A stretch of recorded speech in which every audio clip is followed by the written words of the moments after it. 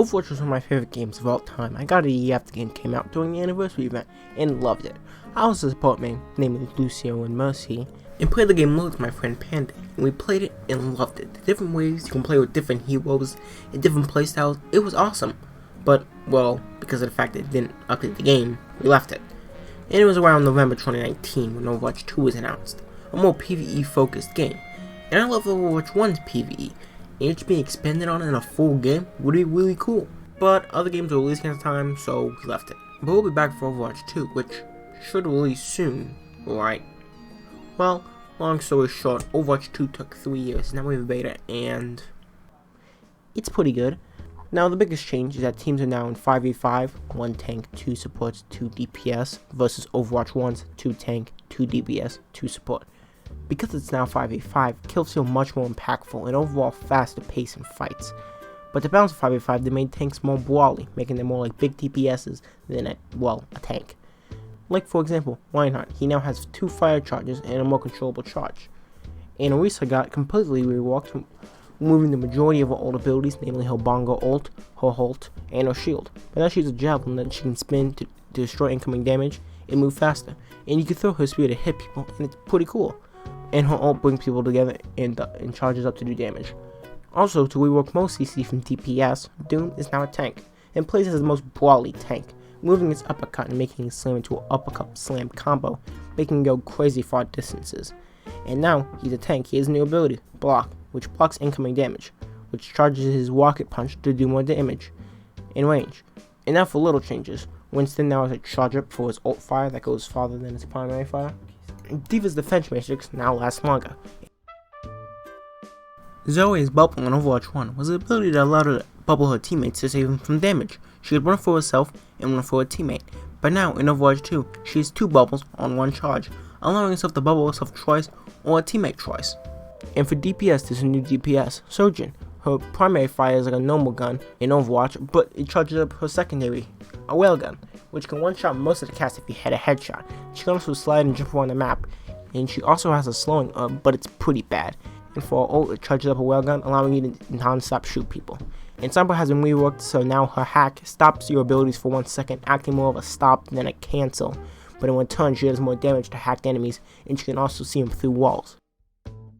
And for Bastion, they removed his healing in his sentry mode, but now his sentry mode has unlimited ammo, but only lasts 6 seconds. And his gun acts like more like a long range gun, and his new ult, Artillery Strike, acts more like a motor where he shoots 3 bombs into the sky, which he places.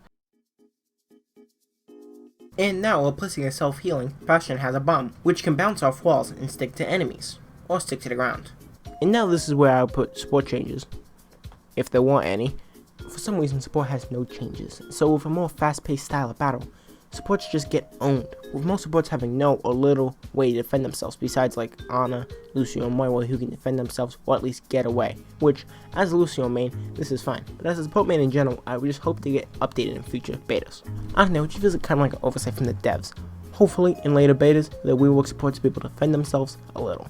But moving on to map changes, there's 4 new maps, Midtown, a New York hybrid map, and Royal Circuit, a France-based payload map. And 2 new maps, New Queen Street from Canada, and Colosseo, and believe it or not, it's a Greece-based map with the new pushed game mode, which is more of a one and gun mode, where you have to push a bot, which pushes a little wall thing, and whoever pushes the farthest wins. It's really fun and definitely a change of pace from most maps where you run up to an objective and try and claim it where the defense tries to stop you. In this mode, both are attacks in a way and both defend a little. It's really fun. While on top of the max, they changed the time of all the maps, which is with some really good changes like Lijiang Towers now being in the morning, than the one in Overwatch 2 where it's at night. It's pretty cool, versus some terrible ones like King's Row being in the morning, which is just wrong. If you ever played Overwatch 1, you know King's Row just has to be at night mode. That's it. No excuses. Maybe a different time would be better, but now it's pretty bad. But as much as I like these changes and reworks, it's kind of lackluster. I mean, if you do the math, Overwatch 1 in its prime was releasing 3 heroes a year, which means we should have gotten 6 heroes by now. And I'm here wondering, where did those 2 years of dev time go? I hope it was either in heroes we haven't seen or the PvE, which I really liked Overwatch on PvE, but we haven't seen it in a while, so I'm starting to get worried, especially after they decided to split the PvE and PvP. I got it, it's a beta, but they don't even have most of the redesigns in the game. I just hope the PvE is the focus and this is a small update to bring people back. I hope. Also, while I was editing this video, Blizzard released a week 1 developer blog saying that we plan to add more content including heroes, maps, and features, and that they know supports are bad, so they're gonna try and fix them. Cool. And they just released a balance patch, basically nerfing DPS, buffing some support, and they changed Warthog Ultimate from a channel ultimate into a transform ultimate, making it so the weapon no longer automatically fires and you must press primary fire to lose the ultimate. 2. You can lose normal abilities during Warthog without cancelling the ultimate like Hook, and stuns no longer cancel the ultimate. And they also buffed Zenyatta by giving him a new passive, which is called Snap Kick, increasing quick melee damage by 50% and significantly increasing its knockback. And for some reason, Blizzard changed Lucio's crossfade, so now his self-healing penalty from his crossfade is now 30 instead of 60.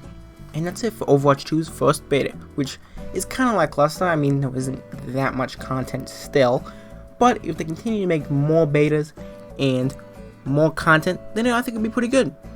And I can't really give this game a rating, so